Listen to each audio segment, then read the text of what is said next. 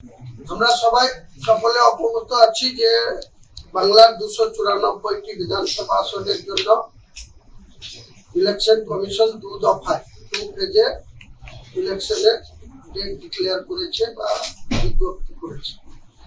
এটা বিগত কয়েক বছরের তুলনায় অত্যন্ত চ্যালেঞ্জিং বলে আমি মনে করি। বাংলার যে সিচুয়েশন হয় বা রক্তক্ষয়ী নির্বাচন হয়, বিগত 10 বছর ধরে আমাদের যে অভিজ্ঞতা, তাতে লোকসভা কি বিধানসভা যে কোনো নির্বাচনে শান্তিপূর্ণভাবে নির্বাচন বাংলায় হয়নি। সেই দিক দিয়ে ভারতবর্ষের ইলেকশন কমিশন একদিকে এসআইআর 7 লক্ষ মানুষকে বিচারাধীন করে রেখে তাদের জুডিশিয়ালকে দিয়ে ভেরিফিকেশনের কাজ চলছে। যেখানে 7 কোটি 66 লক্ষ ভোটার ছিল, সেখানে 6 কোটি 44 লক্ষ ভোটার নিয়ে ইলেকশন কমিশন নির্বাচন ডিক্লেয়ার করেছে। 60 লক্ষ মানুষকে যে ঝুলিয়ে রেখেছে, সেটা অবিলম্বে ইলেকশন কমিশনকে তাদের ভেরিফিকেশন কমপ্লিট করে সাপ্লিমেন্টারি করে অ্যাডিশনাল ভোটার লিস্টে নাম তুলতে হবে। কারণ আনুষ্ঠানিকভাবে যে মনোনয়নের ডেট 30শে মার্চ থেকে হবে, তার আগেই এটা ইলেকশন কমিশনকে এগুলা মানুষের যে সঞ্চার হয়েছে বা মানুষ যে সন্তুষ্ট হয়ে আছে এসআইআর এর নামে প্রকৃতপক্ষে জেনুইন ভোটারদের এইভাবে বাদ রেখে নির্বাচন কোনোদিন স্বচ্ছ হতে পারে না। পাশাপাশি আপনারা জানেন যে গতকাল শাসক দলের 291টি আসনে, দার্জিলিং এ 3টি বাদ রেখে 291টা আসনে প্রার্থী ডিক্লেয়ার করেছে। বাংলার মুখ্যমন্ত্রী তার আসল স্বরূপটা কালকে নিজেই প্রকাশ করেছে।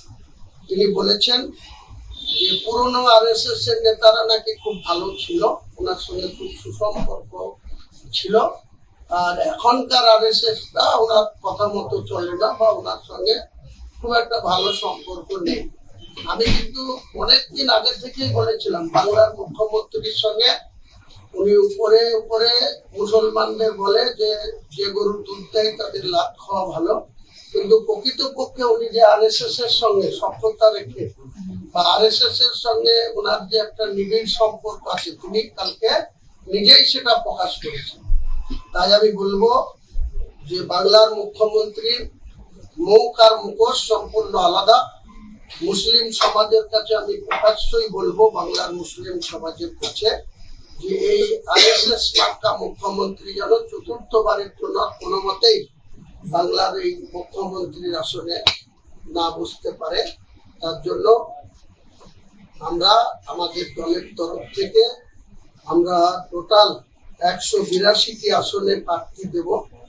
তো আজকে তার আনুষ্ঠানিকভাবে কয়েকটি নাম আমরা আপনাদের জানাবো, খুব সংক্ষিপ্ত। সেটা মালদা আর মুর্শিদাবাদ, এই কেন্দ্রে একটা পশ্চিম মেদিনীপুর, এটা নিয়ে টোটাল একটা সংক্ষিপ্ত ঘোষণা করছি। বাকি আগামী 22 তারিখ রবিবার বেলা ঠিক 1টার সময় টোটাল 182 যেটা বাকি থাকবে আমার সঙ্গে আনুষ্ঠানিকভাবে জোটে থাকছেন। কাজেই আগামী 22 তারিখে মিমেন কোন কোন আসনে লড়বে, আর আমরা টোটাল 182-র মধ্যে আমরা কত আসনে লড়বো সেটা আপনাদেরকে পরিষ্কার করবো।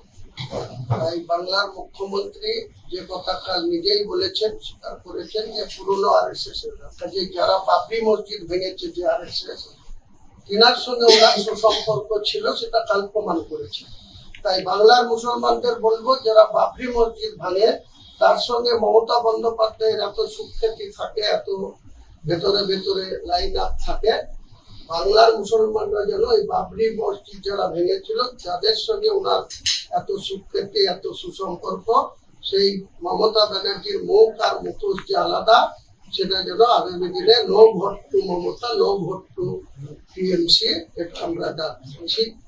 এবং এটা বলার জন্যই আপনাদের ডেকেছিলাম।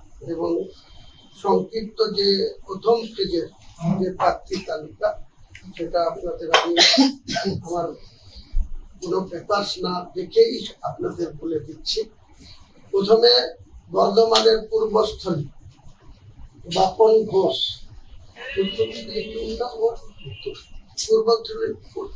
পূর্বস্থলী উত্তর বাপন ঘোষ আমাদের শ্রমিক ইউনিয়নের রাজ্য সভাপতি ও কংগ্রেস করবে।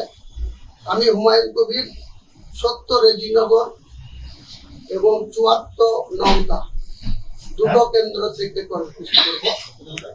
70 রেজিনগর মুর্শিদাবাদে আমার হোম সিট, আমি যেখানে 2011-তে সেখানে এমএলএ ছিলাম, সেই 70 রেজিনগর এবং 74 নওদা যেখানে TMC Saina Mamtaz MLA existing ছিল, আবার সে পুনরায় টিকিট পেয়েছে, আমি সেখানেও কন্টেস্ট করব।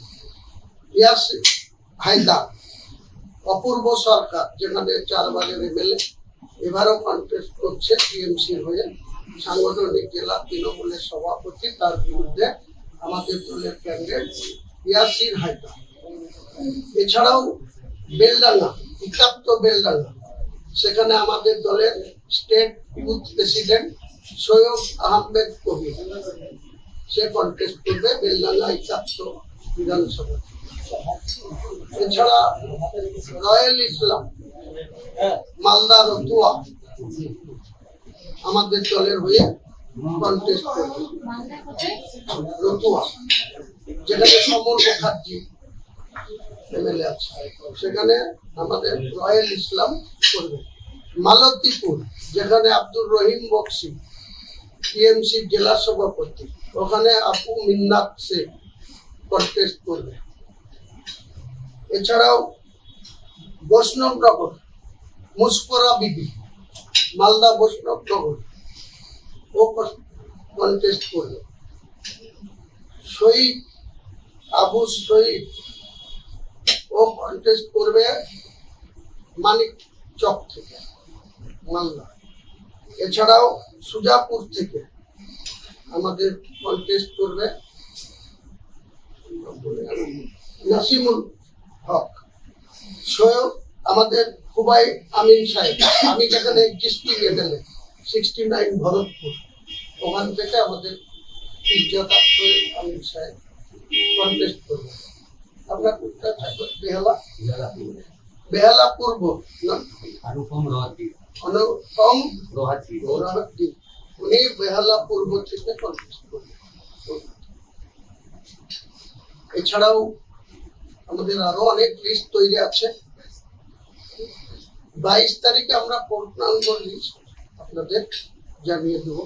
টোটাল 182 জন আমাদের দলের হয়ে মিম, হ্যাঁ, এছাড়াও ফারাক্কা ইমতিয়াজ মোল্লা, ফারাক্কা, সে কন্টেস্ট করবে। তাছাড়া আমাদের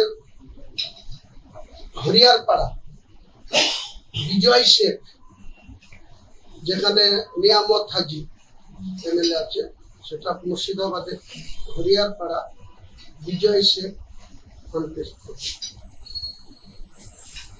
আরো অনেক ক্যান্ডিডেট আমাদের রেডি আছে। আমরা ফাইনাল ফেজ বা ফাইনাল লিস্ট আমরা আগামী 22 তারিখ রবিবার আমরা অবশ্যই আপনাদের আনুষ্ঠানিকভাবে জানাবো।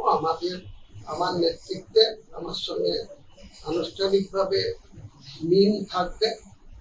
মিমরা কত আসনে করবে, মিমের নেতৃত্ব ওয়াইসি সাহেব, তাদের যে রাজ্যের অবজারভার, তাকে রাত্রি পাঠাচ্ছে, আমার কাছে আসবে। কালকে আর একবার আপনাদের সকালে আমি টাইমলি যৌথ প্রেস বিবৃতিতে কালকে কিছু